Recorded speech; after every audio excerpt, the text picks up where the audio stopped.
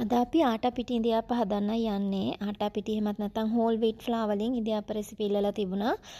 ආටා පිටි පාන් පිටි දෙකම එක විදිහ තමයි. හැබැයි ඉල්ලලා තිබ්බ නිසා සමහර දේවල් පොඩ්ඩක් වෙනස් නිසා මම පෙන්නන්නම් ඔයාලට. මම මෙතන ඉස්සලාම් පෙන්නන්නේ පිටි එක තඹ ගන්න විදිය, පිටි තඹන විදිය දන්නේ නැති කෙනෙක් ඉන්නවා නම් මම ගන්නවා මෙන්න මේ වගේ තුනී රෙදි කෑල්ලක්. මේකට ඔයාලට ලිනන් එහෙම නැත්නම් මල් පීස් මොනවා හරි කොටන් ඒ වගේ රෙදි කෑල්ලක් ගන්න පුළුවන්. එහෙම නැත්නම් රෙදි පොඩි කොට්ට උරයක් ගන්න පුළුවන්. නැත්නම් කඩදාසි බෑග් එකක් ගන්න පුළුවන් පිටි තම්බන එකට. ඒ වගේ දෙයක් ගන්න පුළුවන් ඔයාට. මම මෙතන ආටා පිටි ග්‍රෑම් 200ක් ගන්නවා.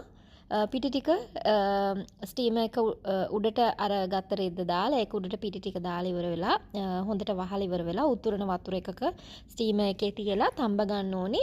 වතුර හැම වෙලේම අර හිල් වලින් රෙද්දට නොගෑවෙන විදියට අඩුවෙන් දාගන්න.